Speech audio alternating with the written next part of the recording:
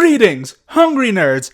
Ed here. Brahms, The Boy 2. Spoilers. Creepy dolls. Brahms made me do it. What's up, everybody? Ed here, and today we are talking about a new horror film in the month of February titled Brahms, The Boy 2. This is a sequel to a movie that happened a couple of years ago titled The Boy. And in the time between The Boy and The Boy 2, the filmmakers apparently forgot that there was a difference between the spooky things happening in that film and the spooky things happening in this film.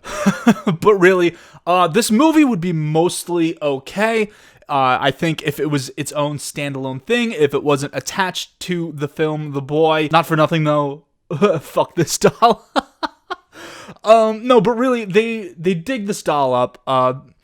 Jude, the boy, the son, he finds the doll in the dirt and he digs him up, and the parents reluctantly agree, okay, we'll keep the doll. They take him in, they start cleaning him up, and I mean, they really start cleaning him up. Katie Holmes, who plays Lisa, Jude's mom, she's there with like these rags and these cleaning solutions, and she gets in there with like a Q-tip, and she attends to every last detail for this doll, who is so unappreciative of being cleaned like that. You know, such care taken to this doll. And you know what kind of movie this is going to be, that it's a creepy doll movie, and of course, Brahms the doll is going to terrorize this family. And I'm just thinking during this whole cleaning scene that, how ungrateful this doll is. Dick move, Brahms. Dick move. The best part of this film, in my opinion, is Katie Holmes, who plays Lisa, the mom, and sort of the main character, aside from Jude and the doll himself. Her performance is great here. She really gives it her all. You can really sense everything her character is going through, still dealing with the trauma of the burglary, which took place in the beginning of the film. And like her husband pointed out, Sean, she's kind of using her son Jude's trauma to kind of mask her own trauma, because Jude, of course, is dealing with it in his own way, because he hasn't spoken since the burglary. And so because of that, Lisa, Katie Holmes' character, she kind of diverts that to kind of avoid talking about how she feels about the whole situation. So yeah, the film opens up with the burglary scene, which was well done. The husband, Sean, is away for work, so it's just Lisa and Jude alone.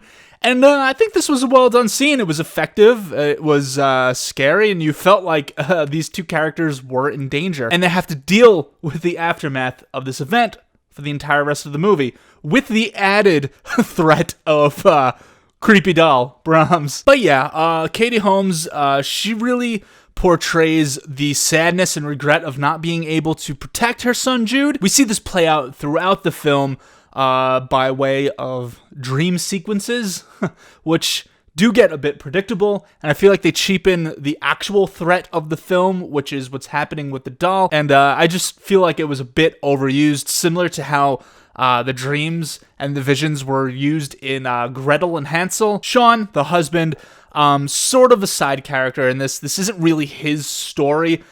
He's mostly fine. However, there are a couple of scenes in here where he just seems dense to everything that's going on. I did like his role in the family dynamic for the most part, because he did serve as like a grounded character for everything that was going on. But when he just blatantly dismissed his wife Lisa's worry about the doll, it was a little like, come on, guy. You see everything that's going on. Listen to your wife, bro. Jude was actually really good in this film. I'm not sure the actor who played him, but I feel like he did a really good job for the most part. He wasn't too cliched as most kids are portrayed in horror film. I thought the whole element of him not speaking after the burglary was well done, and he expressed all of his emotions through his facial expressions, and I thought that was done well. Not a bad performance. I have no problems with it. Until he puts on the Brahms mask at the end of the film, things kind of fall apart. I don't know. He was mostly fine. The character of Joseph, I guess the groundskeeper, he had his gun and his dog. He was kind of weird to me. For the first half, I kind of liked what he was and what he represented, kind of just the exposition dump of the film, kind of saying like, yeah, there's something with that doll. My dog doesn't like him. But then seemingly out of nowhere, he kind of just turns into a crazy person for no reason. I don't really understand what his motivation was, except that his dog died. The doll killed the dog, which I didn't like, but it's a horror movie, so I guess that's... I hated that. But that might explain his abrupt turn into being like a crazy person. I don't know. The storyline that worked the most for me in this film was the entire middle section of this movie where Katie Holmes is kind of figuring things out, that there's something wrong with this doll. I thought that was all really well done, very effective, except that she did jump to the conclusion that they have to get rid of the doll really fast. I mean, yeah, he's a very creepy doll. I would say the same thing, but she got there fast. Get that doll out of my house. But that was really the best stuff. I really thought it was cool how the doll was kind of just like toying with her.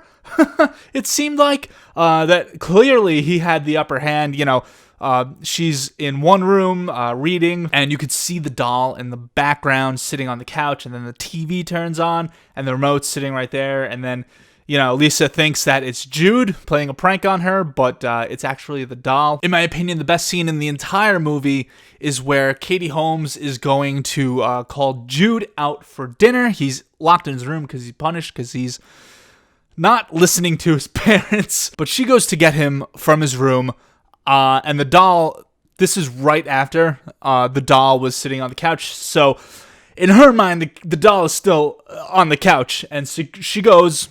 the door is locked, however, and then Jude is standing behind her. So she's like,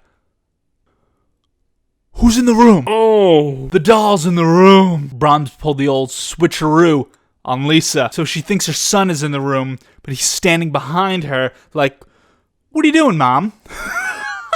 And then the door unlocks, and Brahms is sitting in the room by himself. Clearly, he's no longer in the living room. And somebody locked that door from the inside. The moment that follows is awesome. She realizes that all the stuff that's been playing out is not happening in her head, but it has merit. It's real. Everything around her goes blurry, and the room starts shaking. Not literally, but it's a nice effect that they do that kind of like gets you into her character's head, because they do that a lot in the film. They get into her head. And we know a lot of what she's thinking, and so I feel like this was the best representation of visualizing how her character feels. Jude's cousin was a bully. He was such a dick. If nothing else, this film sends a message not to bully people. Don't be a bully. Don't do it, or Brahms is gonna get you. So this little shitbag, he's calling Jude mental, and he even takes his own sister's hat, and he's just being a dick. He's being a bully, and you don't feel bad for him when he gets what's coming to him. So Brahms is sitting there, they're outside playing, and Brahms is sitting there on the porch swing. And so there's a little tug of war between Jude and his cousin. You know, Jude is trying to get his cousin's hat back because, you know, he cares. He's a good kid for the most part. And so he's trying to get the hat back from his shitbag cousin. So Jude lets go of the hat, and the bully... the momentum takes him, and he falls, and he flies through the air, and he lands in the best, most safe way that he possibly could. I'm just kidding. He gets impaled through the fucking back. He lands on this splintered piece of wood, which I guess was from their croquet set. I don't really know how croquet works, but there's a splintered piece of wood sticking out of the ground, and this kid gets impaled through the back. The stake just fucking right through him. He got what was coming to him. Don't bully people. Just don't be a bully. Don't call people names. Don't do any of that. Just be a good person. How hard is it just to be a good person? Okay, so I don't understand really what happened with the final act of this film. It was mostly fine. It wasn't anything groundbreaking or innovative, but it was a fine movie until the last 20 to 30 minutes. It just seemed rushed, and it obviously set up for future films to take place. But, really, who cares? I mean, this film just seemed like a cash grab from the beginning, just based off of the success from the first film. So it's just leaving me wondering, like, is Brahms a doll? Is he actually a doll? Or is he some little demon thing? Some little entity? I don't know, some small evil creature that looks like a doll, but it's not really a doll, because the final showdown is happening and they're up in the attic of the main house, and Sean, the dad, comes from behind, right? He has a baseball bat. I think he has a baseball bat, and he smashes the doll's head, and pieces go flying everywhere, but then the doll gets back up, and it's like this demonic, weird-looking face that's under the Brahms face. So apparently this thing has been controlling Jude, and it controlled Brahms in the first film, and it played a role in all the other boys murdering their families, because apparently this has been happening for a century now, maybe more, for a very long time. I just didn't like it. I didn't care for it. I think the twist, it tasted bad. It wasn't good. I didn't like it. I preferred this film as a whole when just everything, the spookiness of the film was simply due to the creepy doll, whatever the creepy doll may be, until it became like the supernatural thing. I preferred it being more grounded in those terms. As silly as a trope as that is, I think it would have been more effective and benefited the film as a whole. So they move back into their old home, which I don't know how that works. Can you just sell your home, move out, and then just decide to go back? I don't think it works that way. I don't think real life works that way. Anyway, Jude is definitely possessed at the end of this film. Brahms is still controlling him, but the family's there. They're having dinner, and they're like overly nice. They're really excited to be back in their old place. But then Jude, he goes back to his room, and he puts the Brahms mask on, and they say something to the effect of him and Brahms will be together forever, something creepy like that. Great, cool. So in a couple of years, we'll get another one of these. It'll totally contradict this film. Maybe it'll go back to the first one. Nah, it won't. It's going to contradict both The Boy and this film. So, I don't know. If I were to give this a score, I think I would give it like a 4.6 or a 4.7. Not quite that good. Not one of the worst films of the year, but definitely not one of the best horror films that I've seen this year so far. And we've definitely had some stinkers for sure. I just feel like if this film was more stripped down and just focused on the family stuff, focused on how they were dealing with the trauma of the burglary at the beginning of the film, with the added threat of having creepy doll thrown in there, it would have been just fine. Not all this extra stuff happening. Don't set up for another film. If this was its own thing and not connected to The Boy, I think it would have benefited from that. Thank you guys for watching my review. Make sure you leave a comment down below. Let me know what you thought of Brahms, The Boy 2. Hit that like button and subscribe for more. Don't forget to always stay hungry, nerds. Bye, everybody.